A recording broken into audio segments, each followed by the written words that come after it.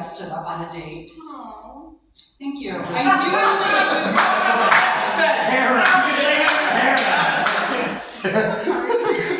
swear to God, if you guys run off this woman, don't know. I don't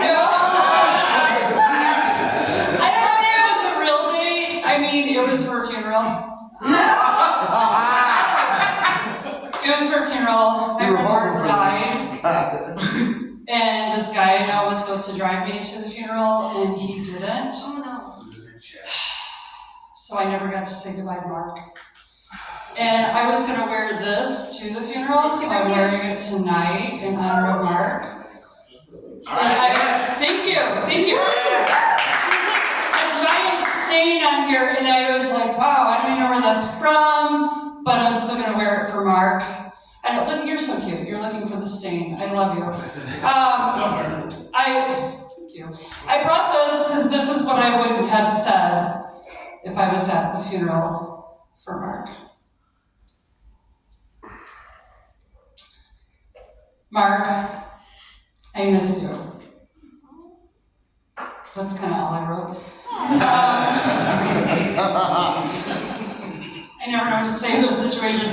Mark is an amazing man. I'll just tell you about Mark, okay? I was a bartender. Mark was my customer. He would come in all the time, and he would have these bigger-than-life stories. Like, Mark referred to himself as the editor. Like, he edited everything.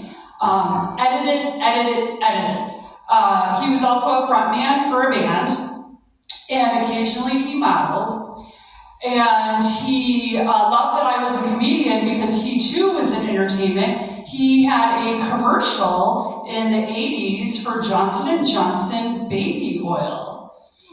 I know, and the only reason why it's not on TV and you don't know Mark is because according to Mark, it got very uncomfortable when he was rubbing the baby oil on like the boy's bottom, and I guess Johnson & Johnson didn't think that was appropriate.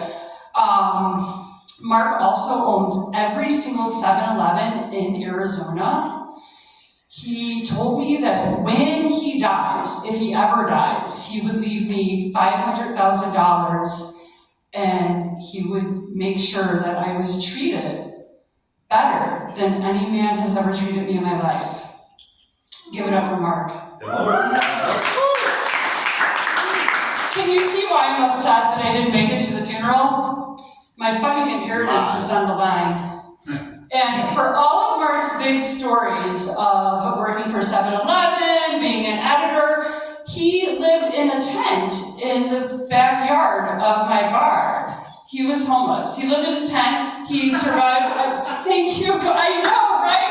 How are you rubbing baby oil on boys' bottoms when you live in a tent? How are you an editor? What are you editing? Are you like editing camp gear for North Hampton? I don't know. He lived in a tent and he survived. He survived on Vicodin and old style. Yes.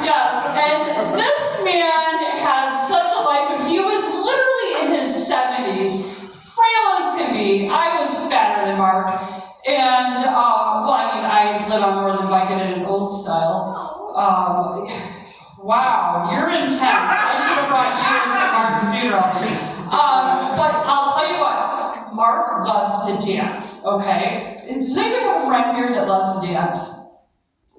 Oh my God, thank you. Don't you know, it gets awkward sometimes, right? Yeah, it gets awkward. And this is something that really got super awkward. It was in a bar. Okay, I was bartending that night. It was a full bar. I had like 3 dealers working the scene. I was making a ton of money. And there's Mark just like, I don't even know what was playing. I made sure music was playing. But Mark was dancing. And all of a sudden, there's this great big commotion. Huge commotion. And people are going nuts.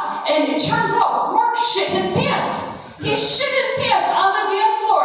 And it got on the dealer's girlfriend's shoes. And there's me cleaning up the shoes, cleaning up Mark, shoving him in the bathroom. Somebody ran to the backyard in his tent to get his backpack so he had to change his clothes.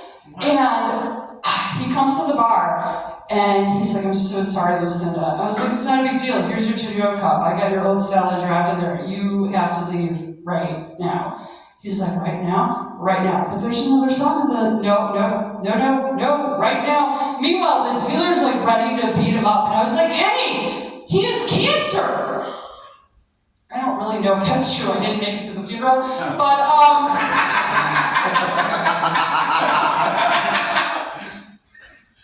45 minutes later, Mark is texting me selfies. He had a blonde pick him up in a Lincoln Town Car, take him to Crown Point, up in a mansion, and Mark's in a jacuzzi tub, taking selfies in a jacuzzi tub, sending them to me. Fucking Mark.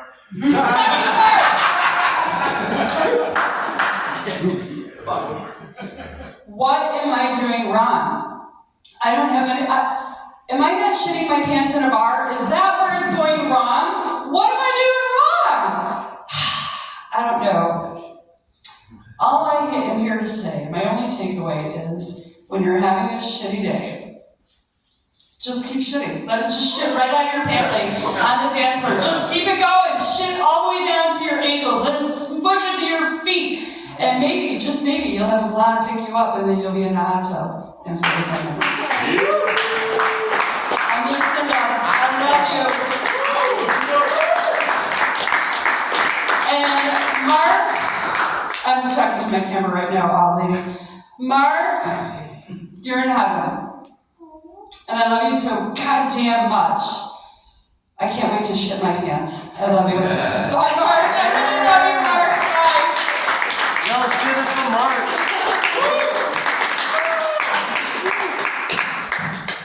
Ooh, I'm getting so nervous, I can't even put the stick in the hole. Bye. Thank you. Keep going.